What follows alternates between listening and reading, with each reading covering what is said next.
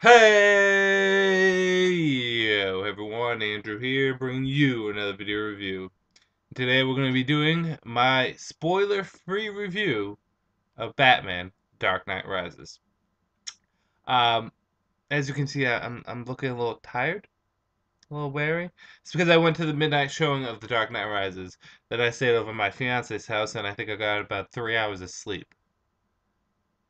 So I'm kind of running on fumes. I almost did a 5-hour energy, which I've never done before, and I don't like doing that stuff, but getting close. But yes, spoiler-free review of The Dark Knight Rises. This won't be a terribly long video, especially if it's spoiler-free. I'll just talk about three characters that stood out the most to me, and then I'll talk about the movie on a whole and what I would give it as a ranking, where it stands out with the rest of my Batman films. Ready? Ready. Let's get into this. Characters that stood out. First and foremost is Joseph Gordon-Levitt's character, whose name escapes me, but who was a rookie cop, eventually becomes a detective. Joseph Gordon-Levitt, I like him as an actor. I think he does a very good job with the roles he's put in, and I like the fact that he's always strives to get out of the. When I think of Joseph Gordon-Levitt, I'm sorry, but I think about Third Rock from the Sun. But I like the fact that he's evolved and grown as a actor because he's kind of been in the business since teenage years. But yeah, his character stood out really nicely. It meshed well into the Batman mythos or the universe that Nolan has created. And in particular, his character has a great evolution and nice development. Um, his character, again, there's a huge spoiler at the end, which I won't get into, but his character has something happen to him at the end, which I thought felt right for the character and felt right for the story. Um, it was really nice. So I liked his character a lot. Again, these are three characters that stood out to me the most. Next is Anne Hathaway as Catwoman. And, Anne Hathaway as Catwoman, I was a little skeptic about a bit. It's not your traditional Catwoman, but she got the voice down right. She had the quips right. She did a very good job at delivering the dialogue at the right time. Um, again, her ending was pretty cool too. But our Catwoman was really nice, a lot better than I thought it was going to be, a lot better. And of course, the character I was looking forward to most is Bane. It was great. Uh, Tom Hardy as Bane was awesome. The voice was great. The delivery was great. The fighting was great. When he takes Batman and destroys Batman, it was great. Uh, everything about what Bane was in this film was great. Really was.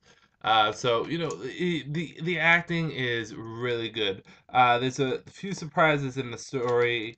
Again, when it comes down to particular characters, I won't reveal which characters. Some predictable, some not so. I think. Sorry.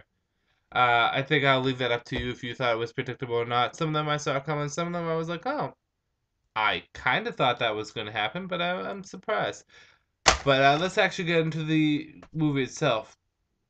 The movie itself,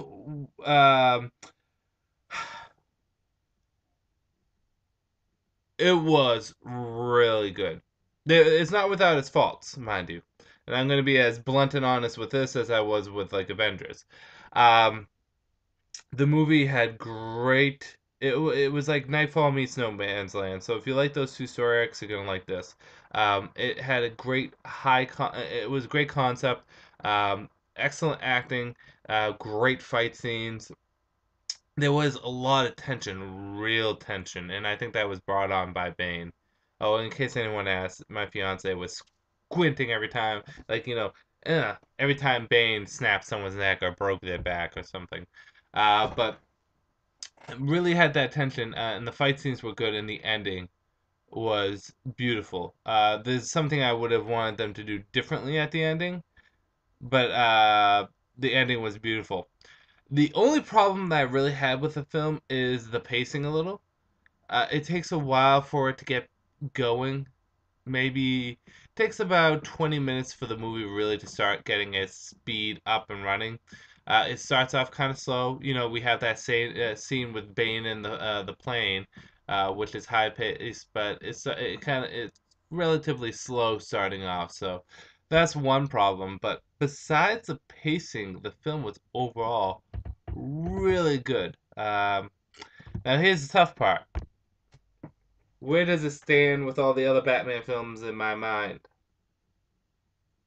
Hmm.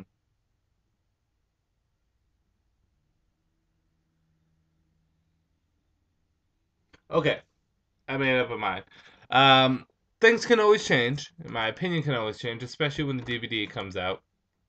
But as of now, I would have to say this is actually my favorite Batman film. This is a really good Batman film.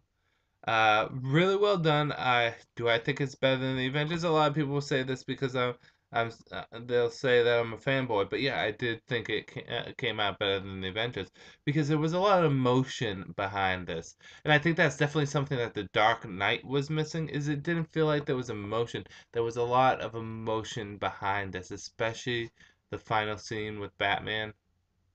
It was great. Um, so yeah, I definitely recommend going to see it. 5 out of 5 stars. It was a great film. You guys have nothing to worry about going into it. The acting is great. The story is great. Everyone will love it. It's better than The Dark Knight, in my opinion. I think people will remember The Dark Knight most because Joker and Heath Ledger, um, and just the ampingness that was behind it, the what is it called? The build up that was behind it, but I think Dark Knight Rises is pound for pound a better Batman story. So I'm gonna end this video here. If you saw The Dark Knight Rises at midnight release like I did, and is incredibly tired like I am, what did you think? Did you like it? Did you love it? Did you hate it? Were you impartial? Just let me know. Okay, so I'm gonna end this video here. This is Andrew saying peace out for now.